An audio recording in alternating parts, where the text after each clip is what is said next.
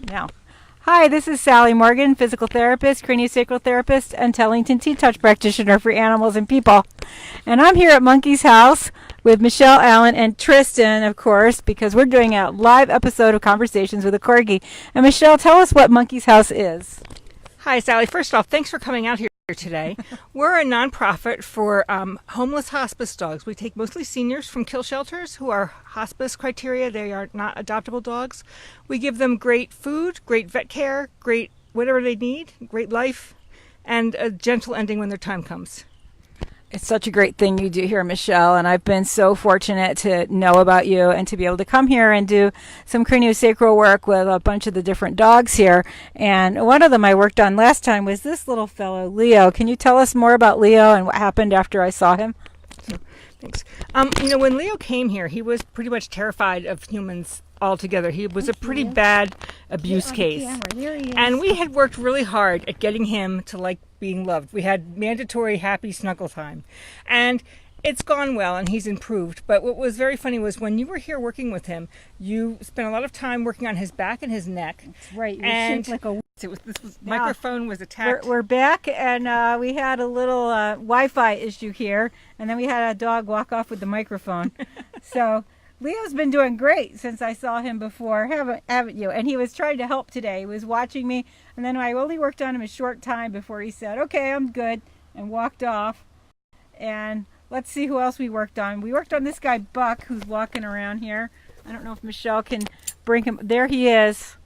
Isn't he a handsome young man? Yay, Buck. Say hi, everybody. He says I don't speak human words, and I'm deaf. Michelle's been telling me that a lot of her dogs here are deaf and blind, and Buck may have a brain tumor. We're not 100% sure, right? We haven't had an MRI or anything. We aren't going to do an MRI, but from his the types of seizures, that he has, the behavioral issues that he has, the veterinarian feels that that's enough of a reason to suspect that it's an MRI. That it's a brain tumor. We aren't going to treat anything with surgery, but we are treating him as if he has a brain tumor with Chinese herbs and with diet therapy. Yeah, and he's got a lot of heat in his head, and he likes some cranial work. And I had a great opportunity to work on a big German Shepherd today who I'm in love with, and he just got back from his water therapy visit, and that's what good care Michelle takes of her dogs here. Tell us more about that German Shepherd. Oh, Blaze. Blaze is a really neat guy, thank you. He's about 9 years old, about 75 pounds, really bad structural issues, or severe arthritis, crippling to the point where his hind end sinks down and he drags his back legs, and he was initially incontinent of bowel and bladder. He's improved tremendously in just a very short period of time.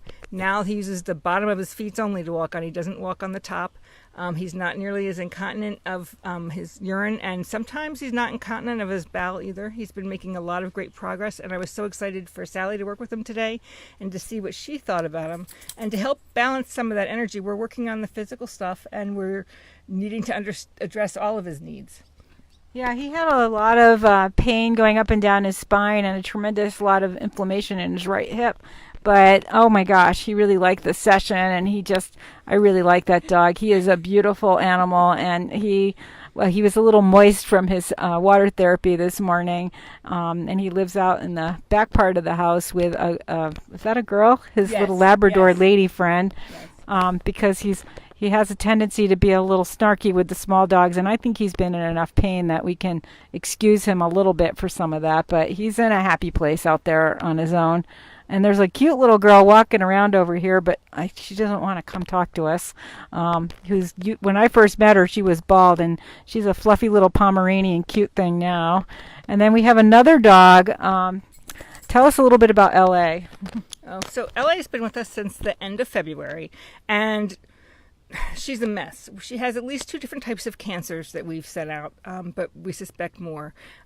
Just recently she underwent a mass removal on her side that just kind of popped up out of nowhere and it exploded. And it's been giving us a hard time. It started bleeding above the incision. The pathology report just came back as a very aggressive form of mast cell tumor. So we know we're in for a challenge there, but she's a kind, gentle, quiet dog who never smiles, and we're working really hard to make sure that her pain is controlled, and we're trying to find a way to reach her for her smile. And I can't thank you enough for your help with her today. So she's a dog who bleeds internally fairly often, and while we haven't found that to be painful for her, she's just very weak and withdrawn. We don't have a good read, and she doesn't run and chase the ball. She doesn't really care if she eats dinner or not. We have to work to get her to eat.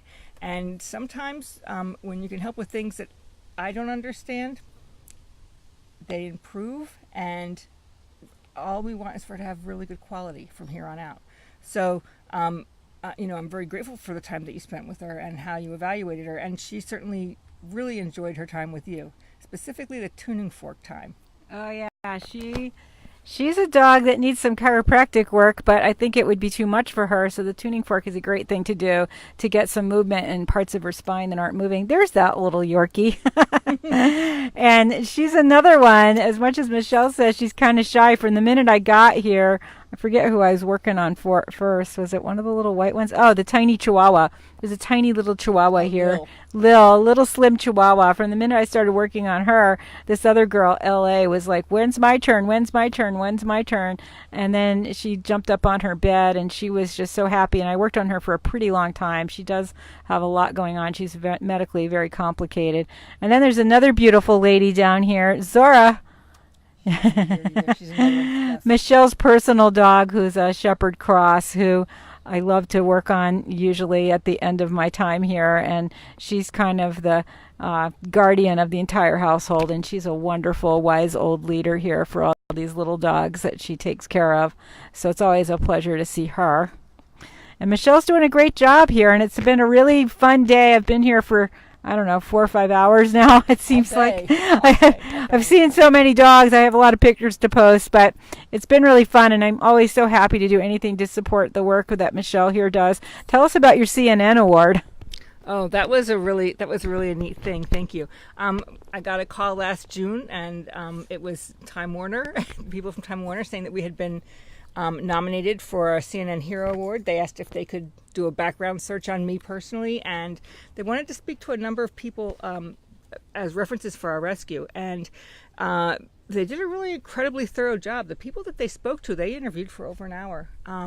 And we were very grateful that out of tens of thousands of nonprofits that are nominated every year, we were very grateful to make the top 25. It was a really nice thing to get recognized for, and it's kind of wild for me because I almost am too busy to ever leave the house. When I leave the house, I go to the vet, and that's kind of the extent of my social life. So it was really a really nice experience. Hannah. Hi, Hannah Bear. So thank you. Yeah, it's a special thing. I'm going to try to take a picture of it. Hannah, you want to come up here and show off your cuteness? How many dogs can Michelle hold on her lap? Hey, come here. I know. Hannah, come see us. Show everybody how stinking cute you are. Oh, isn't she lovely? Look at this beautiful Pomeranian cross. Hannah, you have anything to say? She says, Glad I'm to tired see. of being on a diet. Yeah, Michelle has a lot of work here to fatten up dogs usually, and she did an extra good job with Hannah, who's now fluffy and chubby and adorable, aren't you? Really, really adorable. Really sweet. And that's one of the nicest things here is that we do everything we can to get them as well as we can without affecting their quality. And watching a miracle happen, not understanding quite how we got this fortunate, but just getting to enjoy them enjoying their life and feeling good and looking good, it's one of the incredible gifts in doing this. Yeah, it's a really special place, and the volunteers here are all wonderful people, and I'm grateful to come. So tomorrow I'm off to the Corgi picnic, and we'll try to do a Facebook Live from there. Some people are predicting rain. I'm hoping by the time I get to Coatesville it won't be raining. There you go, Leo. You're a star now. You're a dog.